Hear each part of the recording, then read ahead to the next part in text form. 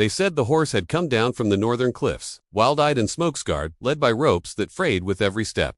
Its hooves were cracked, its breath foggy even in the warmth of late spring, and though blindfolded with a thick cloth tied behind its ears, it walked as if it remembered every step of the terrain beneath it. Some said it had once belonged to a woman who perished in the Great Fire 2 winters ago, the blaze that swept through the pine valleys, devouring cabins, trees, beasts, and even her own name from the tongues of men too scared to remember. But the horse had survived. That much the townsfolk knew, and no one could explain why. It had no name, at least none that stuck. Devil Stepper, one ranch hand muttered when it kicked through a stall door. Ashbourne said another, noting the faded black and gray streaks in its mane. But the older ones, the women who washed laundry near the stream, the millers who watched the sky for ash still falling from the cliffs, they only called it her horse, because it had returned without her. When it first arrived in the village, dragged behind a sweating, wide-eyed mule, no one came close, not even the stablemaster, a man named Remy who had trained mustangs with war blood in their veins, dared open the gate. The creature stood still, nearly still enough to be mistaken for stone, but its ears flicked at every sound, a child's footfall, a rustling branch, the creak of saddle leather, and when someone tried to cut the blindfold, it reared with a scream so unnatural that birds lifted from the rooftops and dogs cowered in their yards. They tried calming it. Whisperers from the next county were summoned, but the horse rejected every soft word, every coaxing hand. It wouldn't eat unless the food was left far from reach and it could stretch toward it without ever having to trust. It wouldn't drink unless left alone for hours, and it never, ever let anyone touch its face. It was as if the blindfold was not just cloth but a sacred veil, and to remove it would undo the very threads of its being. Many said to put it down, to spare it and themselves, but no one could look at the creature and not feel something impossible flicker inside them.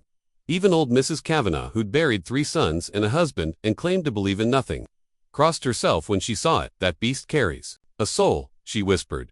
Maybe not its own. Weeks passed. The village moved on. Spring turned toward summer. The horse remained, kept in the shaded part of the stable, where light rarely touched its hooves. They tried moving it once. The gate shattered. A boy nearly lost a rib. After that, no one tried again. Then came the girl. She arrived barefoot, her feet caked in dust, her dress too small and patched at the shoulders, the hem frayed where it had been let down, again and again.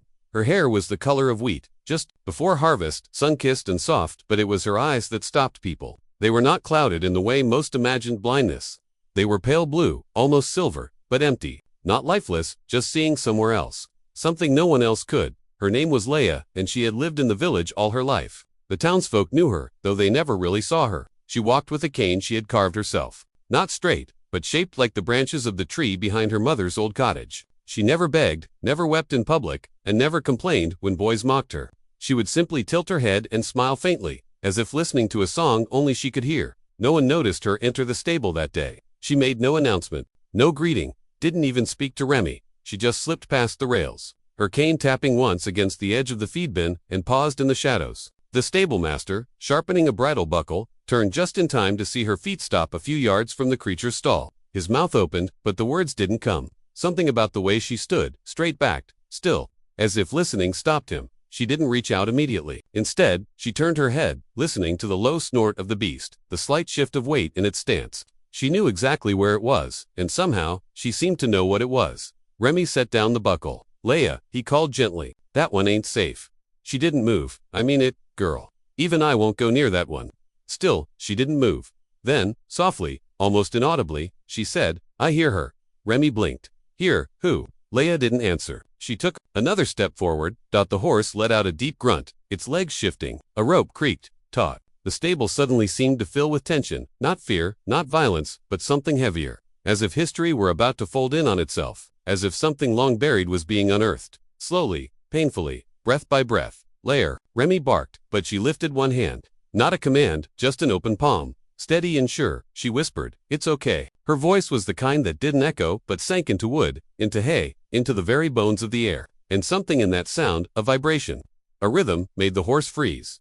Everyone watching through the cracks of the stable walls, from behind barrels and fence posts, felt it. The horse did not rear. It did not cry. It simply stopped, utterly, entirely. Leah stepped forward. One step, then another. The air felt thick, like the moment before lightning. The smell of ash stirred faintly, or maybe it was memory. Remy stepped back unconsciously, unsure why his hands trembled.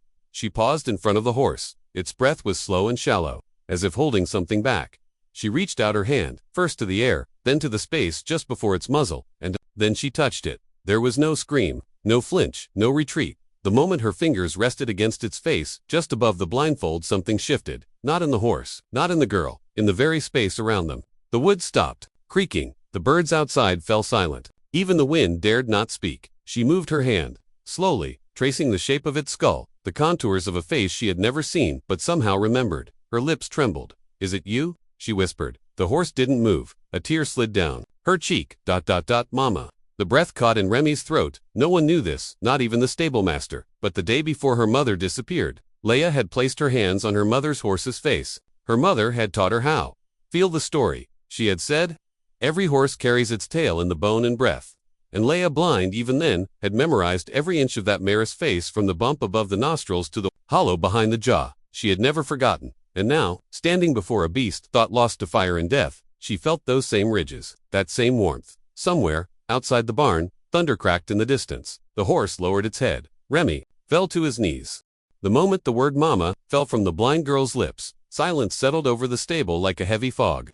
The stable hands, rough men, hardened by the demands of dust, weather, and livestock, had all gone still. Pitchforks half, bridles half fastened, breath half held. Even the horses seemed to freeze. The shuffle of hooves suddenly hushed, as if something ancient and sacred had been stirred. The blindfolded horse, a gray mare streaked with silver and soot, didn't recoil. Instead, it leaned its face into the girl's outstretched hand, gently, with such eerie calm and knowing stillness that several of the stable boys crossed themselves. One backed away entirely, muttering about ghosts. Another whispered, "What did she just say?" The girl, just 11, turned her face upward, eyes blank but brimming. "She feels like my mother," she said, her voice so soft it seemed the rafters were leaning in to hear it. No one spoke. No one knew how to, because everyone in that town, from the preacher to the blacksmith, knew the story of Marion Hollow. She'd vanished nearly 7 years ago while riding home across Red Rock Ridge, disappeared with nothing left behind but a broken necklace clasp and a single boot. Her baby girl, this girl, had been found in a cradle near the fence post of the family farm.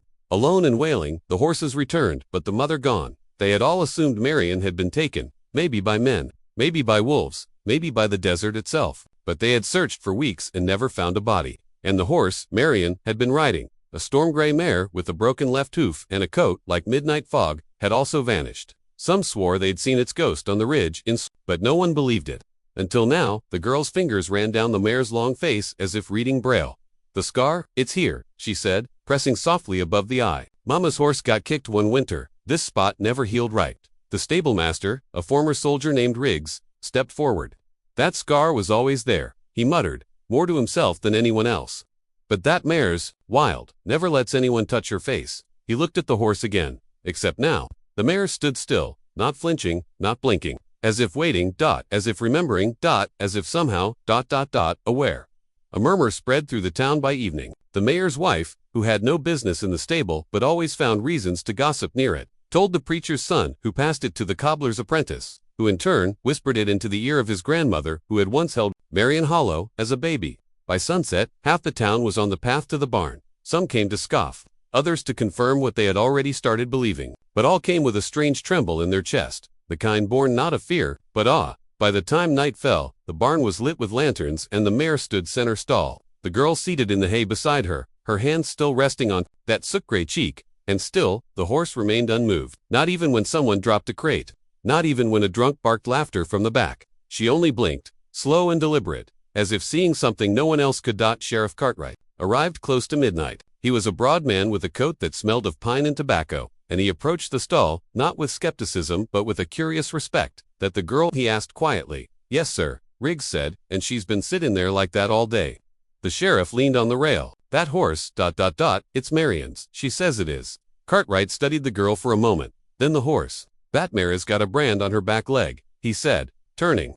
"We branded Marion's horse the month before she vanished. Same shape, the H for Hallow, with the split stem. If it's still there, Riggs went around, carefully, crouched low, and lifted the mare's hind leg just enough to see. The lantern light hit metal, skin, and then the unmistakable shape of the Hallow brand. Nobody spoke, until the sheriff whispered, "My God." It was her. It was Marion's horse. The girl, who had been silent for hours, simply smiled. "I knew it," she whispered. "Mama wouldn't leave me forever." The questions came like wildfire after that. Where had the horse been all these years? How had it survived? Why had it returned now? and why only allow the girl to touch it? But none were louder than the question the girl asked again and again in her head. If Mama's horse is alive, where is Mama? Over the following days, the mare, now being referred to by townsfolk simply as Ghost, would not let anyone touch her except the girl. The girl, whose name was Elsie, began visiting morning and evening. She'd learned to walk the path with only her cane and the whisper of the wind to guide her. And every time she entered the barn, Ghost would whinny once, never twice, and trot to the rail. They grew into a rhythm. Elsie brushed her coat with deliberate patience, feeding her pieces of sweet apple, whispering secrets only children understand. The town watched, puzzled, reverent, wary. Some wondered if it was witchcraft. Others said it was God. But none could deny the connection. Ghost became calmer, even around others, but never allowed a hand unless Elsie offered it. And then something strange happened. Elsie began to dream. She had always dreamed. Of course, in colors she could not name, and sounds she couldn't describe. But now, the dreams were different. They were memories she could not have had, riding through fog, her mother's humming, the crack of lightning on the ridge. In one dream, she saw her mother fall, not from violence, but from weakness, and whisper something to the horse. A word, a name. Then everything vanished in blinding white. She told the preacher's wife, who said it was just her imagination. But when Elsie whispered the words she'd heard in the dream, a Shauna Ghost whinnied once and stamped her foot, as if recognizing it, as if remembering. The sheriff took notice. "That ain't a word, I know," he said, scratching his beard. "But maybe it's Apache." That opened a new door. They brought in an old translator from a neighboring town, who confirmed it. Ashana meant carry me or guide me in an old dialect. A word spoken between rider and steed. Trust, surrender, Bondot. It became clear something had happened in those mountains. That Marion had whispered her final request into the ears of her horse, and that Ghost had listened. What had she done? All these years, where had she gone? Some speculated the horse had wandered wild, surviving off instinct. Others believed it had been keeping vigil at a site no one had found yet. Perhaps Marion's final resting place. Whatever the truth, Ghost had waited. And now, she had returned. Elsie began training. Not riding, yet, but walking, leading, guiding with sound and touch. Ghost followed like a shadow. The two became a pair. Wherever Elsie walked, the mare was near. They even began walking the ridges together, searching. Every time they neared Red Rock Ridge, the mare's ears perked. Every time they veered too far, the mare hesitated. Then, on a gray morning with rain threatening, Ghost pulled the reins from Elsie's hand and began to walk ahead. Elsie followed, hand outstretched, whispering the only words she remembered from her dreams. Ashana and Ghost led up winding ridges, past fallen trees, to a ledge covered in moss and silence. There, nestled in the stone, was a hollow, and within it, a tangle of old cloth, bones, and a rusted necklace chain, still bearing half a broken locket. Elsie fell to her knees. Ghost bowed her head. It was Marion, no longer missing. No longer a story found. The town held a quiet burial 3 days later. Ghost stood at the edge, unmoving. Elsie held the locket, closed her blind eyes, and whispered one last word: home. The days that followed blurred into something neither time nor routine could define. May, blind though she was, woke each morning with a clarity of purpose that outshone the sun above the stables. The moment her feet touched the worn floorboards, she knew exactly where she needed to go. She didn't stumble anymore. Her cane, once a tool of defense and fear, now hung unused by the door. The ranchers had stopped trying to keep her from the stall. Even old Mr. Gatlin, hardened by years and miles of dust, simply tipped his hat whenever she passed.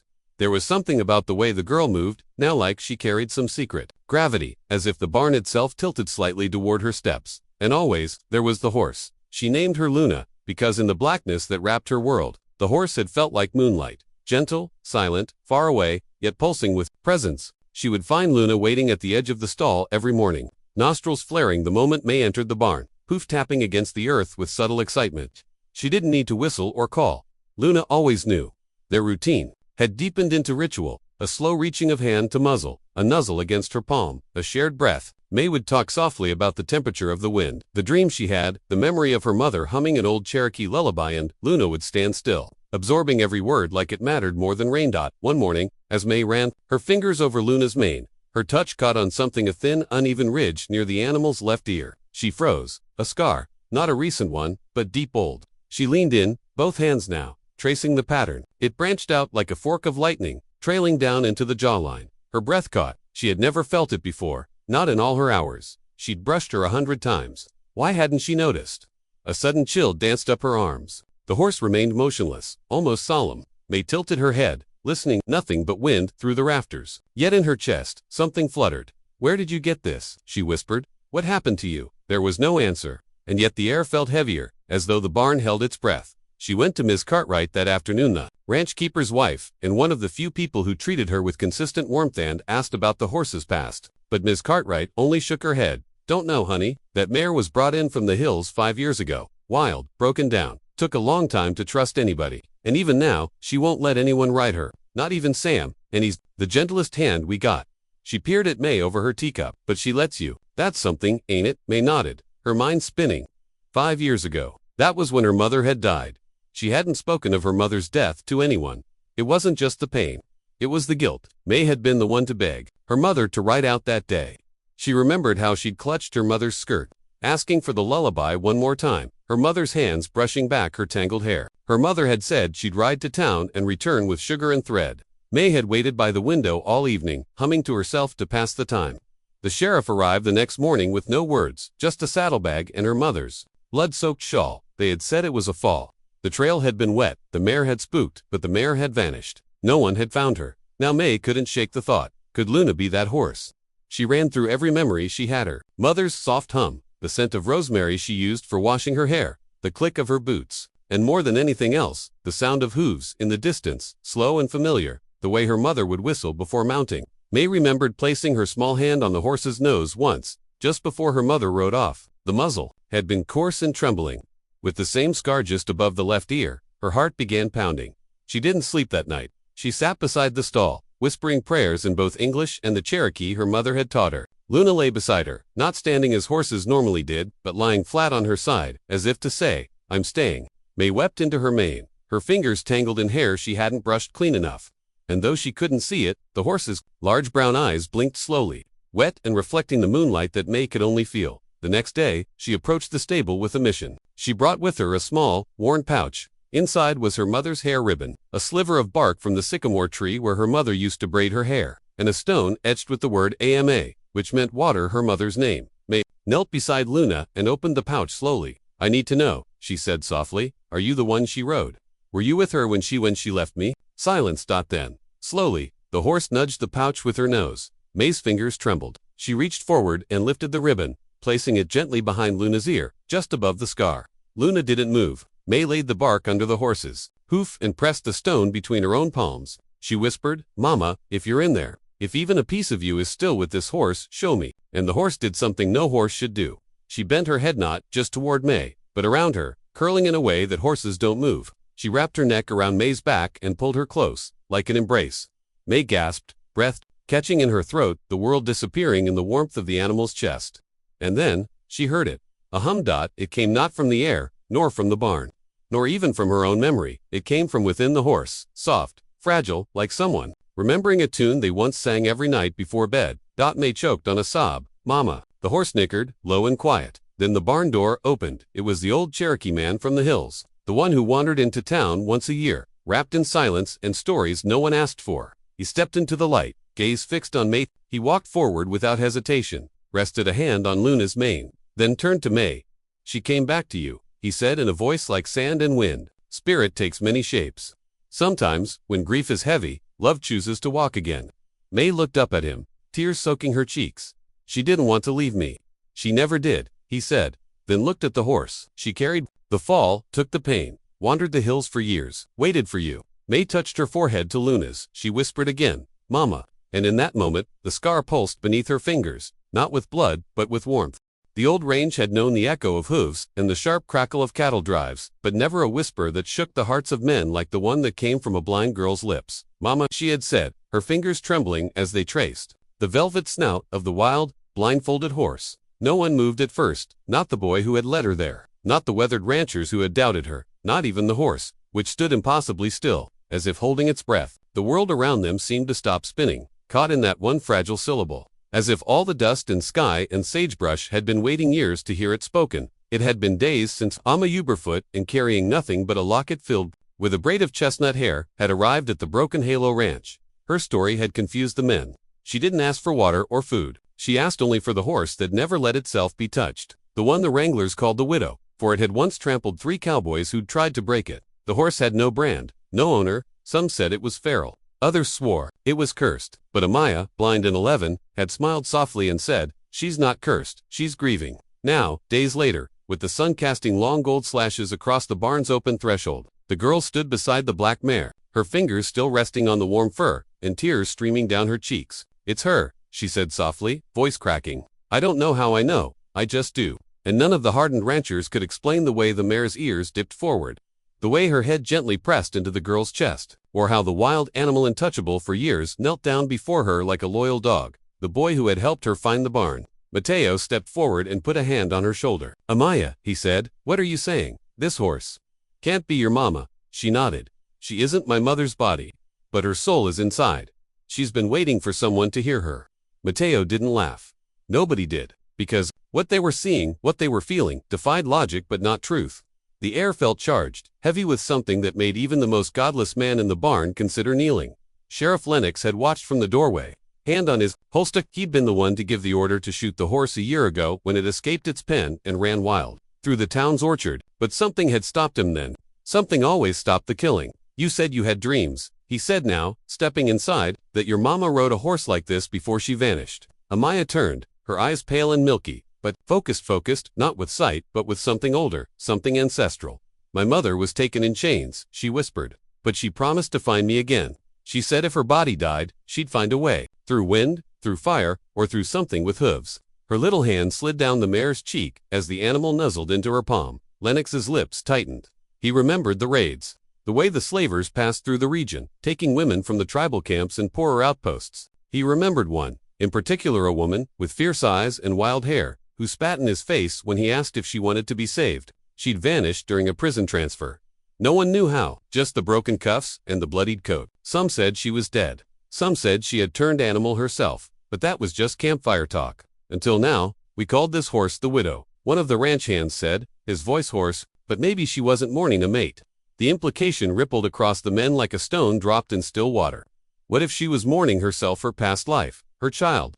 What if the soul of a mother, wronged and broken, had returned, not to haunt, but to protect? Suddenly, the mare whinnied loud and sharp, turning toward the open plains. Her ears twitched. Amaya tilted her head, too. "They're coming," she whispered. "They've heard me." The men glanced at each other, uneasily. "Who's coming?" Mateo asked. But Amaya didn't answer. She was listening to something only she could hear: drumbeats in the distance, or perhaps the silence that comes before a revelation. An hour passed. Then, too, the sun fell behind the hills, drenching the land in hues of fire. Then, as the final gold drained from the sky, they appeared on the far ridge. Silhouettes, dozens of them.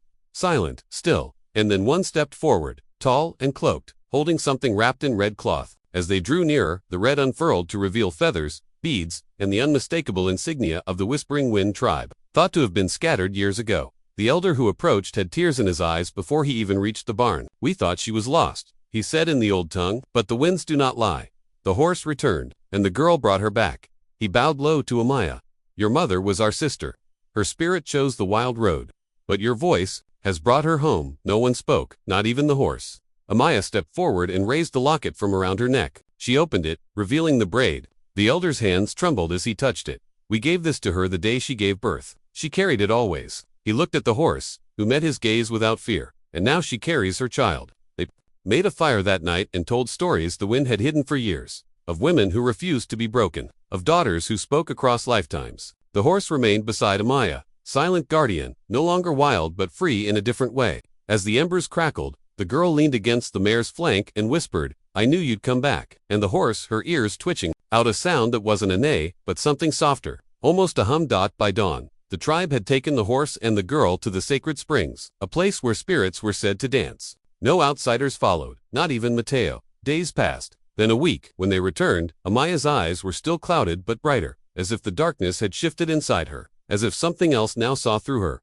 The horse never let anyone else ride her, but she carried Amaya without reins or command. And when they moved through the village, children ran to touch her. Men removed their hats. Women sang, because sometimes it isn't miracles that return the lost to us but love, so strong it breaks through death, through time, and through the skin of the world. And so, the ranch that once held only dust and regret became legend. Travelers spoke of the girl who found her mother in a horse, of the whisper that changed a tribe, and of a bond that no one could explain, but everyone could feel.